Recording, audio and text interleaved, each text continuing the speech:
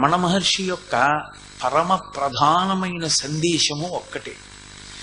అది నేను మళ్ళీ మళ్ళీ నొక్కి చెప్తున్నాను. ఆయన ఎప్పుడు జీవితాంతం ఆయన చెప్పినటువంటి విశేషం ఒక్కటే మానవాళికి: నువ్వెవరో నువ్వు తెలుసుకో.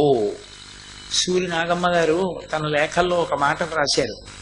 బ్రహ్మాస్త్ర ప్రయోగం చేశారు అంటుండేవారు. ఆయన దగ్గరికి వచ్చి మాట్లాడిన వాళ్ళు ఎక్కడైనా గతి తప్పి కొంచెం ఎక్కువ మాట్లాడడం మొదలు పెడితే వెంటనే ఆయన నువ్వెవరో నువ్వు తెలుసుకోవయ్యా అనేవారు. నువ్వెవరో నువ్వు తెలుసుకోవయ్యా అనేటప్పటికి అయిపోయినట్లే, ఇంకా అక్కడతో చర్చ పూర్తయిపోయినట్టే.